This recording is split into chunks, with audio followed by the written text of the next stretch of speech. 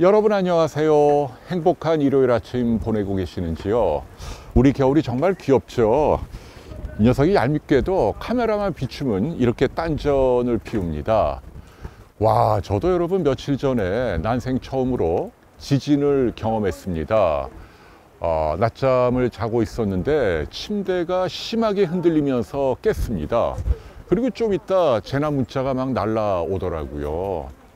그러면서 제가 문득 든 생각은요, 우리가 그동안 잊고 있었는데 우리가 사는 세상이 그런 곳이구나.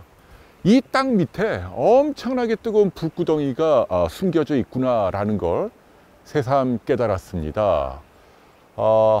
그래서 오늘 좀 의미 있는 장소로 와봤습니다. 보시고 계시는 이 멋진 단층이죠. 제주 한경면 고산리에 위치한 화산 쇠설층입니다. 유네스코가 지정한 세계 지질공원이고요. 천연기념물이기도 합니다. 이번 지진으로 약간 좀 파손이 되었다고 하는데요. 굉장히 멋있죠. 여러분, 이게요 18,000년 전에 바다 밑에서 화산이 폭발하면서 뜨거운 마그마가 치솟아 오르면서 바닷물에 식혀서 생긴 바위라고 합니다. 그런데 우리 생각보다 그렇게 오랜 옛날은 아닙니다. 18,000년. 네. 아마도 이 근방에 있던 생물들이 다 죽었겠죠. 오늘은 그래서 조금 무거운 주제로 여러분을 만나 뵈려고 합니다. 왜 우리가 사는 자연은 때로는 무심하고 때로는 이렇게 잔인한 것일까요?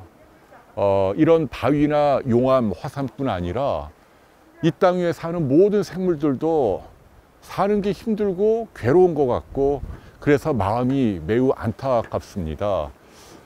동물의 왕국 좋아하는데요, 온통 잡아먹고 잡아먹힙니다. 그런데요, 백수의 왕이라는 사자도 예외가 아니더라고요. 사자 새끼들을 굶주린 하이에나 떼들이 와서 막 뜯어 먹더라고요. 인간도 마찬가지죠. 누구나 다 죽고 또 누구나 크고 작은 고통에 본질적으로 시달립니다. 우리가 사는 세상은 우리에게 어떤 의미가 있을까요? 개그맨 김철미 씨가 돌아가셨습니다.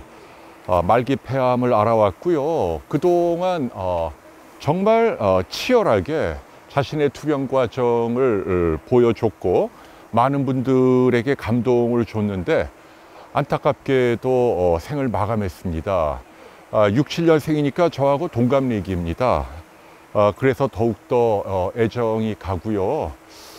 이 자리를 빌어 김철미 씨 애도를 표하고 싶습니다. 얼마 전에는 페이스북에 그동안 행복했습니다 라는 표현을 남겨서 이분이 드디어 이제 자신의 마지막을 준비하는구나 라는 느낌이 들었는데 결국 돌아가셨네요. 이분의 사례에서 제가 한 2가지 정도를 여러분께 짚어드리고 싶습니다. 우선 과연 암이 다른 장기로 전이가 된 그런 사기암의 경우에 표준적인 또는 적극적인 기존 의학의 치료가 어떤 의미가 있을까라는 부분이죠. 김철미 씨만 하더라도 12번에 걸쳐 항암 치료를 받았다고 하네요. 그리고 5번의 경추 교체 수술, 이건 아마도 암세포가 뼈로 전이돼서 그런 것 같고요. 방사선 치료도 70번이나 받았고 사이버나이프 치료도 10번이나 받았다고 합니다. 그러니까 현대의학이 동원할 수 있는 모든 치료를 다 동원한 겁니다. 그런데 결국은 진단받은 지 2년 남짓한 과정 만에 생을 마감해야 했습니다. 저는 이분의 투병을 비난하는 게 아닙니다. 너무나 열심히 잘하셨고 또 박수를 보내드립니다만 한 가지 제가 아쉬운 점이 있어서 여러분께 말씀드리려고 합니다. 말기 환자들에게 과연 적극적인 치료가 어떤 의미가 있을까 우리가 되새겨 볼 필요가 있다는 얘기죠. 이와 관련해서 굉장히 유명한 논문이 있습니다. 지난 2010년 NEJM이라고 하는 세계에서 가장 권위를 인정받고 있는 학술 잡지에 미국 하버드 대학의 연구 결과가 실립니다. 이게 뭐냐면요, 똑같은 말기폐암, 전이된 암 환자들을 대상으로 무작위로 임상 연구를 합니다. 그러니까 굉장히 신뢰도가 높은 연구인데요, 이 결과 표준적인 치료를 적극적으로 항암제 포함해서 받은 그룹하고 그걸 다 포기하고 그냥 아플 때 진통제만 맞고 심리적인 서포트를 받는, 이른바 우리가 완화의료 또는 호스피스라고 하잖아요. 그런 치료만 받은 분하고 나누어서 비교를 했더니 우리 예상과 달리 오히려 기존 치료를 거부하고 증상만 챙겼던 그런 그룹이 더 생존율이 길더라. 통계적으로 유의하게 평균적으로 2달 가까이 더 오래 살았다라는 얘기입니다. 더 중요한 건 생존 기간만 늘어난 게 아니고 그 기간 동안에 훨씬 더 행복했다, 우울감도 적었다, 이런 것들이 과학적으로 입증이 됐다는 얘기죠. 그래서 저는 모든 경우에 최선을 다하는 게 때로는 환자에게 이익이 되지 않을 수도 있다. 때로는 치료를 포기하는 게 오히려 그 환자분에게 최선일 수 있다라는 걸 여러분에게 당부드리고 싶습니다. 또 한 가지 에피소드는 역시 펜벤다조를 비롯한 사건이죠. 김철미 씨가 이제 지푸라기라도 잡는 심정으로 강아지 구충제죠, 펜벤다조를 먹고 이것들이 큰 화제를 불러일으켰습니다. 처음에는 좀 도움이 된다고 했는데 결국은 효과가 없는 것으로 판정이 되고, 급기야는 김철미 씨가 펜벤다졸은 효과가 없으니까 드시지 마십시오 라고 권유하는 사태까지 이르렀습니다. 이 이야기가 우리에게 주는 교훈은 뭘까요?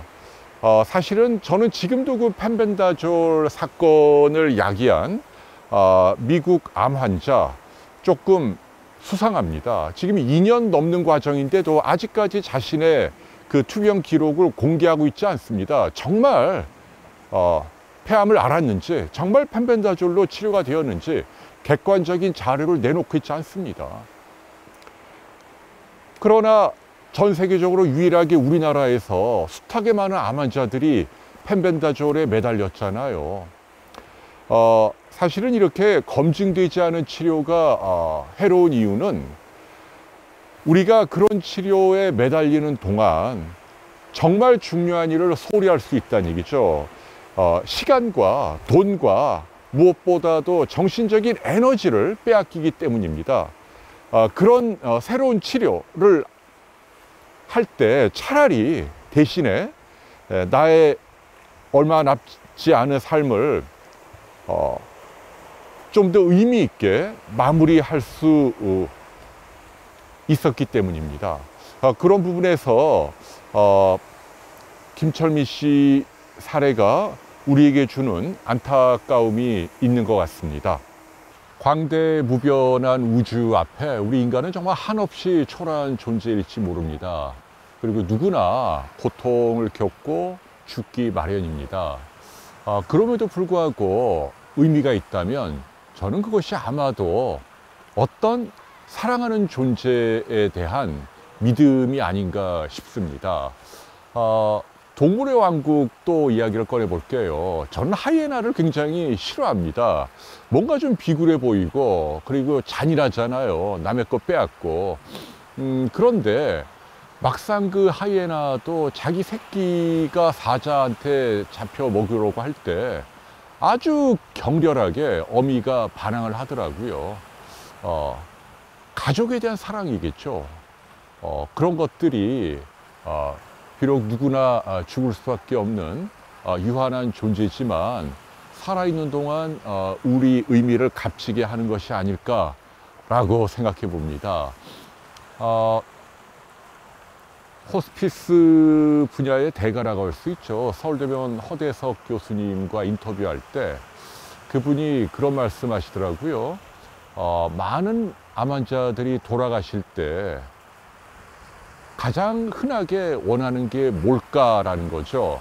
저는 버킷 리스트를 떠올렸습니다. 죽기 전에 무슨 뭐 해외 멋있는 곳에 간다라든지 값비싼 뭐 레스토랑에서 음식을 먹어본다라든지 이런 것들을 떠올렸는데 그분 말씀은 그게 아니라고 하더군요. 대부분의 암 환자들은 돌아가실 때 가족에 대한 생각, 내가 죽기 전에 가족에게 뭔가 하나라도 일상적인 것 해주고 싶은 거라고 하더군요. 예컨대 말기 유방암을 앓았던 주부님은 내가 죽기 전에 조금만 힘을 내서 나의 남편을 위해서 맛있는 저녁을 한번 해주고 죽고 싶다 라고 한다는 겁니다. 거기서 정말 제가 많이 뭉클했고요. 느낀 바가 컸습니다. 가족이 얼마나 소중한지 깨닫게 되는 거죠. 그런데 안타까운 건 얼마 전 퓨 리서치 센터라고 국제적인 여론조사 기관에서 전 세계 18개 선진국 대상으로 인식조사 있잖아요. 우리나라도 포함됐는데 질문은 그겁니다. 당신의 인생에서 가장 의미 있는 게 뭐냐? 그랬더니 다른 나라는 많은 경우 1등이 패밀리, 가족, 그리고 2등이 자기의 일이라고 하는 게 콜링, 하느님의 소명, 그래서 긍지를 갖고 중요하다는 얘기입니다. 그런데 우리나라는 여러분 들으셨죠? 1등이 물질, 그러니까 돈으로 나옵니다. 전 세계 18개 선진국 가운데 우리나라만 유일하게 1등을 돈으로 꼽았다는 게 저는 못내 아쉽고 안타깝더라고요. 이제는 GDP도 그렇고 한국이 선진국 반열인데 사실 죽을 때 돈을 싸갖고 가는 것도 아니고요. 여러분께 당부합니다. 우린 누구나 죽고요. 죽음에 대한 준비, 대비가 필요합니다. 그리고 가장 중요한 준비는 가족에 대한 사랑이다. 내가 현재 서 있는 위치에서 내 가족을 위해 작은 것 하나라도 할 수 있는 것, 여기에서 의미를 찾아보시면 어떨까 싶습니다. 정명훈 씨가 음악보다 소중한 게 가족이라 그랬죠. 나는 과연 나의 가족에게 어떤 아빠인가, 어떤 엄마인가, 어떤 자녀인가, 어떤 부모인가, 우리 다 같이 생각해 보는 자리가 되었으면 합니다. 여러분 감사합니다. 오늘 제 개똥 철학 용서해 주십시오. 안녕히 계십시오.